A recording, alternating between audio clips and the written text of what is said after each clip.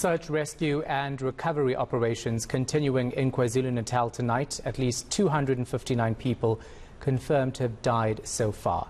Our senior reporter Dasen Thathiah is following the story for us. He joins us now live from Verulam. So Dasen, earlier on we spoke to you that a recovery process underway. What's happening right now? Have they made any headway? At the outset, Shahan, let me apologize for the loud noises you're hearing here. There is a generator running as well as the bobcat. It is an active scene that we are standing at the moment. They have made some headway. You'll see that now reinforcements have been called in the form of members of the eThekwini fire services. They have joined the search and rescue members from the Umhlali police station. So they are still busy with that. They've spotted one of the bodies that's there, but they're unable to get it out, and that's because he is trapped under some of that rubble, bricks and concrete, and as well as some of the branches that have come down and fallen onto that room, which has ultimately led to it crumbling and to those two people tragically dying inside. So it takes a lot of work, Shahan. This is, I'm showing you this in real time, and what I am showing you is only such a small bit of the actual process of recovering a body in a case like this. First, you have to work through this mud, you have to move all of the debris. There are so many people that have to come together to ensure that this is completed properly and also with dignity, Shahan. That's a very important part of this process. There are families that are waiting and watching and trying to, they want it to happen quickly, but at the same time they want to ensure that their loved one is treated with dignity. So this is expected to take the better part of the night. It's not a process that's going to be completed anytime soon. And that's why extra lighting had to be brought in. They've had to connect up a generator here outside, which is running just not far away from me. And the digging continues. That's the first body, Shahan. And as I mentioned, there are two people that are under that rubble. So it's such a grim scene, and it's so traumatic for the people that are around here, the property owner, the neighbors, and everyone who's known that they've been those two men that have been lying there for the past 2 days or so. Yeah, Sally and I were talking about this and the distress that these people are going through, especially after COVID-19, and the likelihood that they've lost other loved ones during this pandemic. Overall, and I know you're at one scene, but we're seeing things like this happen across the province. What's the impact on emergency services, and are they coping?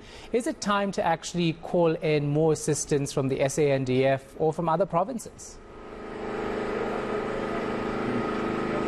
Well, this is an interesting thing, Shahan. I want to comment firstly on the death toll.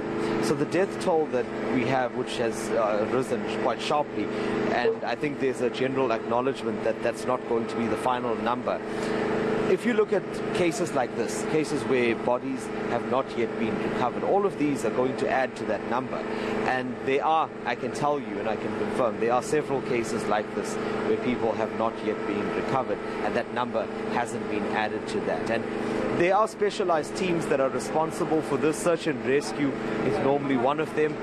In KZN, we have such a small number. Look, on a normal day, I imagine that number is fine because they have to respond to incidents across the province. But when it comes to a disaster like this, I stand to be corrected on this number, but there are probably fewer than 24 of these SAPS members which are trained to do this in the province. So they don't have an easy task. They are supported by other departments, like I mentioned, the fire services, private individuals coming along, security companies. Really, during this time, anyone who can lend a hand does lend a hand when it comes to bits like moving rubble and clearing the way so that the specialists and the experts in this field can do their work. There are those that are trained, like Sergeant Clinton O'Dea, who is here with his dog. He's a dog handler, and they help to sniff out any deceased people, any bodies that are here.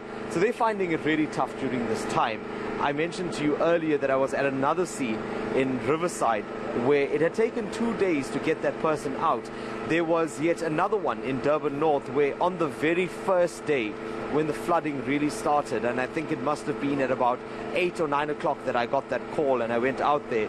There was a woman that had passed away at the back of a property. She was living in a wooden structure there in a Wendy house, and there was a mudslide and she was covered in that. I'm told that her body was only recovered today. So it's great that we are getting reinforcements. The police have announced that there were other members that were deployed here from other provinces, but I would be interested in knowing how many of them are trained in this kind of work, how many of them are specialists in these types of recoveries, and hopefully many of them are, because that would assist the work that is happening here greatly. We've moved on to that phase, as I call it, a very grim phase, the phase of recoveries, and that's where work needs to be done now, because these families that have lost their loved ones so tragically really need to lay them to rest.